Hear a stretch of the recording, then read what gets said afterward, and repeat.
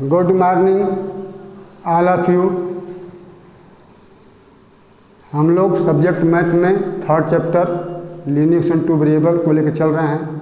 कल के वीडियोज में हम लोग एक्सरसाइज एनसीईआरटी से एक्सरसाइज 3.1 का फर्स्ट क्वेश्चन को देखे थे। उसी प्रकार से उसी में क्वेश्चन नंबर 2 आप लोग बुक से ध्यान से पढ़ करके समझें। क्वेश्चन नंबर 2 में लिखा है a coach bought 3 bats and 6 ball in ₹3900। कोई क्रिकेट टीम का कोच 3 बैट्स और 6 बॉल को कुल 3,900 रुपीज़ में खरीदता है। कुछ समय के बाद पुनः वह 1 बैट और 2 बॉल ₹1300 में खरीदा। तो इस सिचुएशन को अलजेब्राइकली और ग्राफली रिप्रेजेंट करना है। तो कल के प्रश्न में भी हम लोग ऐसा ही एज के ऊपर प्रश्न था जिसको कि अलजेब्राइकली और ग्राफिकली रिप्रेजेंट किए थे। तो सेम टू सेम उसी प्रकार से इसको हम लोग लीनियर इक्वेशन टू वेरिएबल के रूप में पहले इक्वेशन बनाएंगे जो कि उसका अलजेब्राइक रिप्रेजेंटेशन होगा, फिर उसका ग्राफ बनाएंगे तो वह ग्राफिकल रिप्रेजेंटेशन होगा। संभवतः आप लोग इसको लगा चुके होंगे। अगर कोई प्रॉब्लम है तो देखिए फिर से इसको समझा दे रहे हैं। इसमें सबसे पहले हम लेट करेंगे कि let cost of 1 bat is ₹X and cost of 1 ball is ₹Y। According to first condition,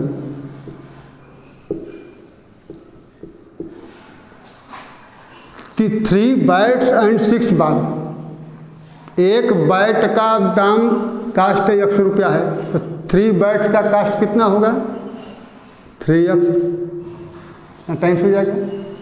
एक बाल का कीमत Y रुपीज़ सपोज किए हैं तो 6 बाल का कीमत कास्ट 6Y होगा। और चूँकि दोनों 3 बैट्स एंड 6 बाल दोनों का जो मिला करके कास्ट टोटल है वह 3,900 के बराबर। तो अकॉर्डिंग टू क्वेश्चन इक्वेशन हम लोगों का बनेगा 3X + 6Y = 3,900। यह हो गया हम लोगों का first equation. Similarly according to second condition, एक बैट और 2 बाल, एक बैट का कीमत X रुपया और 2 बाल का कीमत 2Y, दोनों का टुगेदर कास्ट 3,900। तो इस प्रकार से यह इक्वेशन नंबर 2। तो यही इक्वेशन 1 और 2 गिवन सिचुएशन का अलजेब्राइकली रिप्रेजेंटेशन है। Equation 1 and 2 is required algebraic representation of given situation. इसको इस प्रकार से हम लोग लिख देंगे। अब इसी को ग्राफिकली भी रिप्रेजेंट करना है। तो ग्राफिकली रिप्रेजेंट करने के लिए हम लोग इन दोनों इक्वेशंस का ग्राफ बनाएंगे।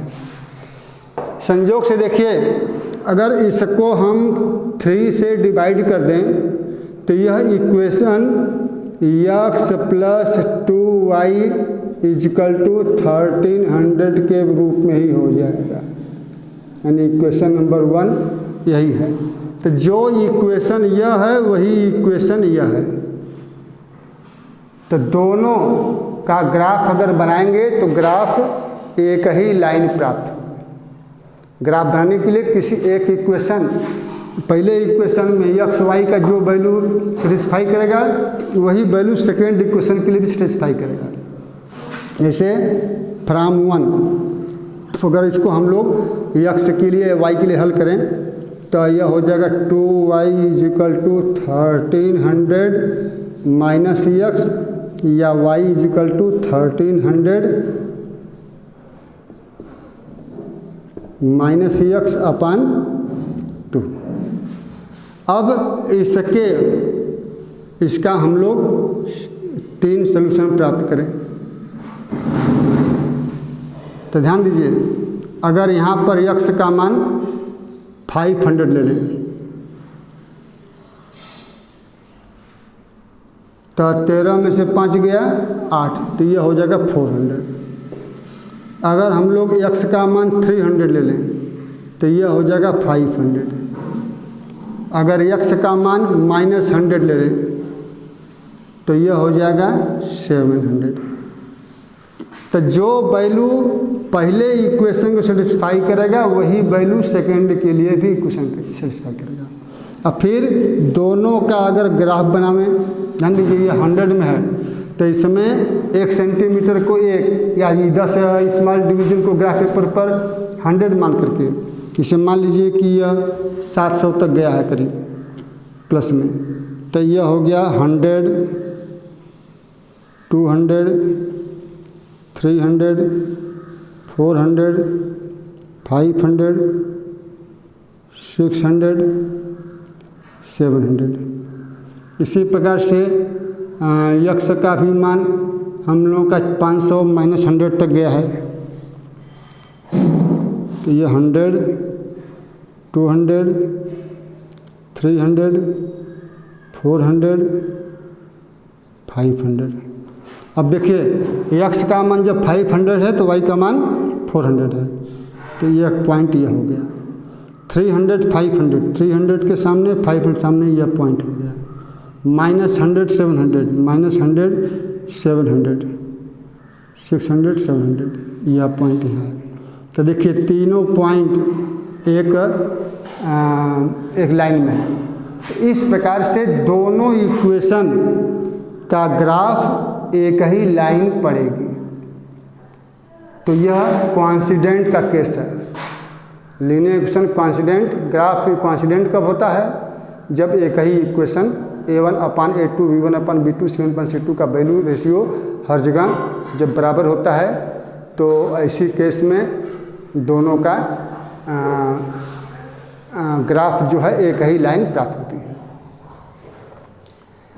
इसी प्रकार से क्वेश्चन नंबर 3 को आप लोग करेंगे तो इसका जो ग्राफिकल, बस यहाँ पर लिख देंगे कि this graph is graphical representation of given situation.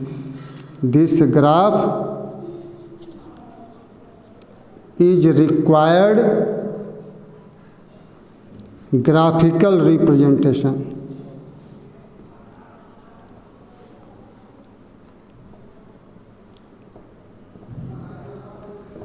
Of given situation. तो इस प्रकार से हम लोगों का यह ग्राफ रिप्रेजेंटेशन ग्राफिकल हो गया। बस आज के लिए बस